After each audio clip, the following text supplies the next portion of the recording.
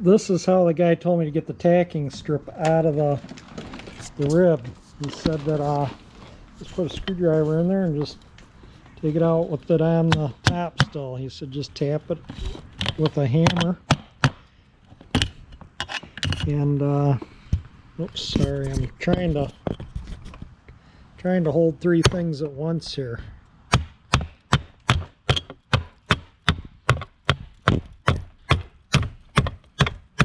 So anyway, you get the picture.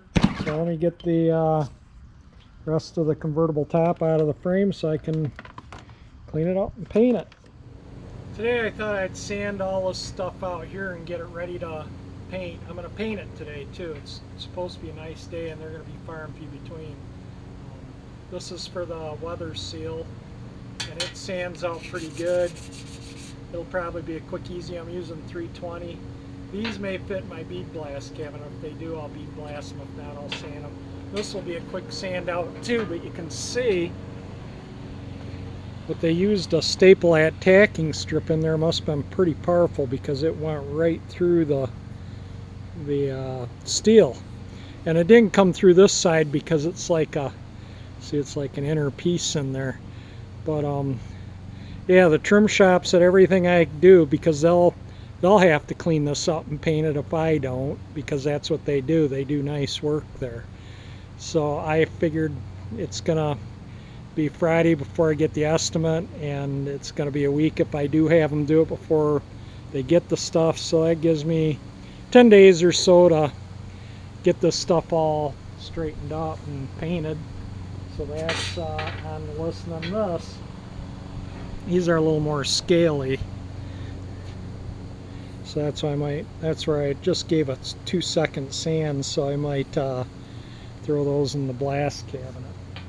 So I'm just gonna sit here and sand today, and that's part of, if you like to restore things, you know, a lot of the work in restoring something requires a lot of sanding. That's the biggest part of our restoration job, is you're married to sandpaper. So be prepared to do tons and tons of sanding. And sanding, yeah, it's not entertaining to watch, so I'm not going to record it all. But I just kind of, you know, I do these videos. I started my channel because my dad was interested in what I do. He used to help me with all my projects. So he kind of likes to keep updated. He bought me the GoPro I'm using right now. He bought it for me for Christmas so I could make videos for him, and I did. And I emailed them to him, but the files were too big to email. So that's when I started uploading them to YouTube.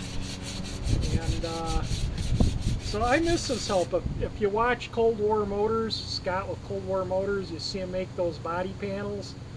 My dad could make body panels just like that. My dad was just fantastic with forming metal and making panels. I could weld them on and really almost not have to do any body work. It was amazing, the panels he made, and I miss his help greatly. But you know, that was years ago. I've done a lot of cars. He's helped me with a lot of them, and he still enjoys seeing me work on them, and gives me advice on what I should do quite often with them. And I do try and keep my videos down to 18 minutes or less. The analytics that I look at on YouTube, typically after 18 minutes people lose interest and move on. And I get it. I do the same thing when I watch long-winded videos. You know, you click through. That's pretty normal with YouTube. But I do most of these videos so my dad can see what's going on. I talk about what I'm going to do, so you know, he can, when I talk to him on the phone, he can tell me his thoughts, and we go from there. But anyway, I'm just going to talk as I sand, and I'm going to try, and hopefully you can hear me. The camera's a bit a ways away and a neighbor's mowing their lawn. But yeah, it's and I got photos of my dad. He did my sheet metal work and he documented everything for me. Every car I've done, I've documented. Got tons of photos, tons of video. It's just all, so I've moved a couple times. It's packed away. It's a lot of work cutting it up. But maybe when I'm to the point where I can't, old enough to where I can't restore cars anymore, I'll start editing those up onto YouTube. They're on VHS and stuff, and I'll start editing those up and get some of those on YouTube. You know, get them over to digital files somehow and go from there. But anyway, back to sanding. So again, I'm not going to bore you with sanding. I'm just going to I'll show you as I go every once in a while if I want to yap about things. So anyway, let me get to it so I can get these painted up. I threw these in the bead blast cabinet and cleaned them up, and I just wanted to show, I'm about ready to prime them, but they're different. See, the holes are not in the same places on them. I don't know if that show, I can't see the screen, but anyway, I'm going to shoot some primer on these. The camera will work as a good hanger for my in there, and I'm going to using this.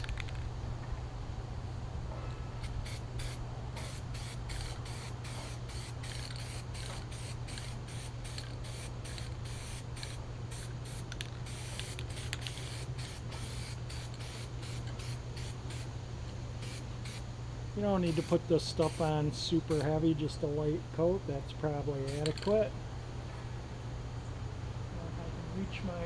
Can't reach my arbor there, so let me go hang this up in the garage. I prime them as I sand them so the primer can dry. The more dry time on the primer, the better. That spray is not blowing in my face. It may look like it in the camera, but it's blowing the opposite. I'm standing downwind from it, so I don't get that spray.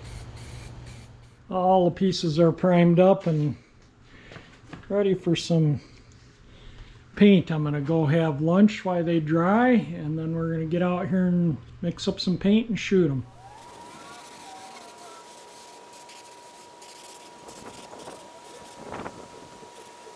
Yeah, the trim shop called in the middle of painting, so I gotta finish up here.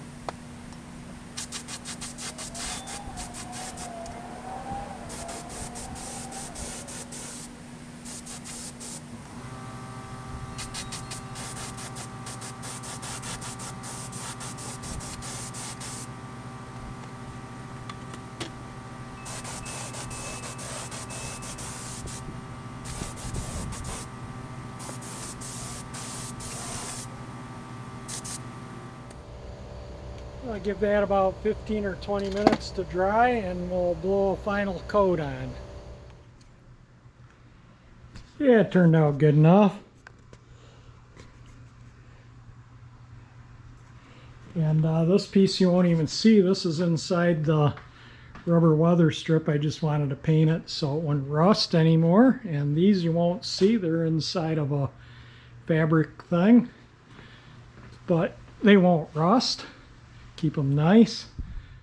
Next day, and these are painted up nice and they're dry to the touch. I need to put this bow on. The trim shop needs a measurement back here, so I'll show that when I get to it. I'm gonna have the I decided to have the trim shop do it. It's gonna cost a little bit more money, but at the end of the day it'll be right. If I put a convertible top on this and mess it up and have to buy another one, then I'm behind. Right now, if they mess it up, they buy another one, and I think it'll just look a lot better having the pros do it. I've never done a convertible top in my life. I'll probably never do another one again, so I'm not gonna spend a lot of money on tools that I'll never use again. A lot of the fasteners I gotta clean up. These are like that hold that boot well thing in and the weather strip on and the coat hooks and whatnot, and these are the screws I need right now. These are all bolts that hold the tacking strip on. So I'm gonna go through and clean all that stuff up so it looks nice when they go to put the top together. Believe it or not, I'm out of toilet bowl cleaner, so there was no throwing these in a little cup of toilet bowl cleaner, so I bead blast them. I was in the middle of painting this when the trim shop called. The phone rang when I was painting one of those things in the last video, and that was a trim shop. So they needed a measurement from the belt molding to the center of the tack strip to know what curtain goes on here. So I measured it. They said it should be 27 inches. It's actually about 27 and a half, and he said, the trim shop guy said, yeah, that's pretty typical. This bow does move a little bit, and he can adjust anything down in here on the tacking strip. I also sent him photos of the measurement here, but I sent him photos of the measurement there. So I decided, I was up in the air over a glass or plastic window, because if I put glass in, the glass has to be unzipped to put the top down. There's no getting around it. The glassine or the plastic, you can put the top down without unzipping it, but they recommend unzipping it. I decided to go with the glass because they say you can unzip the glass and lay it in the boot well and drive the car with the top up with the glass down. So if if it's a sunny day, a really bright sunny day, and I want to go out with the car and I don't want the top down, and it's going to be kind of a pain every time I want to put the top up or down to have to climb in the back seat and unzip or rezip the glass. So I can just leave the glass there, so if it's inclement weather, if I'm on a road trip or something, I can zip the glass back in. But just for when it's in the garage here all the time, if it's a sunny day, I can keep the top up so I don't get sunburned or, just bake in the sun driving the car. If it's a nice evening and I want to go for a cruise, you can just run the top down, so I can just leave the glass here. And that'll give nice airflow even when the top's up, to have like those old Mercury Park lanes that had the roll down back window. Those cars are so cool, I love them. And then you get the airflow through here. It's not like a station wagon where you get the backdraft if you have the tailgate window down and the exhaust can come back in the back of the car, and go out this way. So it's what I decided to go with. I'm having the trim shop put the top on. They're about $1,000 higher than if I did it myself. The top alone, if I do it myself, to buy a quality top, not just some eBay top or, just budget top. I want a good quality top. And the top with the back wall and everything is almost $1,000. And I don't want to take a chance. I've never done a convertible top in my life. Probably will never do another one. And I don't want to take a chance on messing it up and then having to spend another grand, and then I'm at where I would have been if I just paid them to do it. And what if I mess that one up? So that's why I just opted to spend the extra $1,000 have the trim shop do it, it's right, and be done with it. I think after it gets a new top and I get the, I'm going to probably repaint the hood eventually and get the chrome finished up and the car buffed out. I don't think I'm going to repaint the back. Yeah, there's some modeling in the paint right here on the trunk lid, but it doesn't look bad, and I can buff it out. You know, you can see it, but it's not like to where it's, you know, it's. I did this car up to be a summer cruiser to take on road trips and drive. Didn't do it to just take to auto shows and autoramas and stuff and never use it. What's the point in having a car if you're not going to use it? If it's just going to sit and look at it, I don't want it. I want something I can take out and use. And so anyway, I think after the paint's buffed and the new top is on it, it's one of those old adages where you fix something here and make something there look bad. Something there might not look bad when this was terrible, but then you fix that and that now looks bad. That's the way I'm feeling with the interior.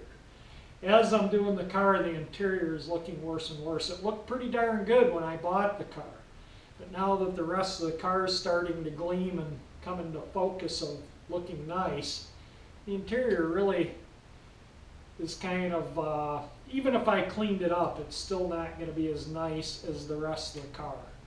So I'm really seriously considering this winter redoing the interior, and I will do that myself.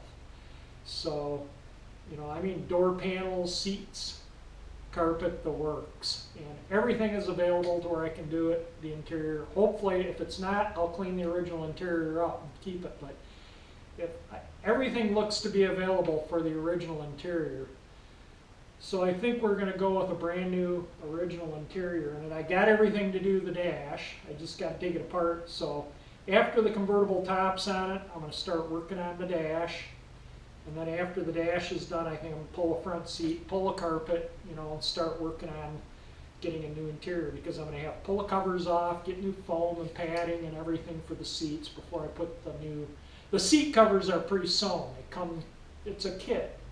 So it comes with door panels, these side panels, the carpet, and the covers for the front and back seat. That's the kit, the interior kit. It doesn't come with the dash pads, I already have them. Doesn't come with the plastic kick panels, they're perfectly good. They just need a good cleaning up. But that's kind of, you know, just wanted to kind of give some thoughts on where I'm going with the car. And I think after I get the car back from the upholstery shop, I'm going to pull all this trim for the windshield I got to put back on so they can do the top. But when I get it back from the upholstery shop, all the trim's coming back off. I'm going to pull that trim off the hood. And any other trim, get the Galaxie letters, get everything that needs chrome plating, and I'm going to take it to the chrome plater and just have it done. And, you know, that way the car will be, you know, I can put the car together. I've been doing pretty good with my Google AdSense account, so that money I have not touched since I started this project. There's enough for the convertible top and maybe enough for the chrome or the tires, not both, one or the other. I'm kind of thinking I'm going to do the chrome first, because I don't think I'm going to really drive the car much the rest of this year. You know, we're in what, mid-September now, and yeah, I might get it out another 2 or 3 times, maybe in September. October we get some beautiful weather, and yeah, we might get some nice days where I want to take it out and drive it.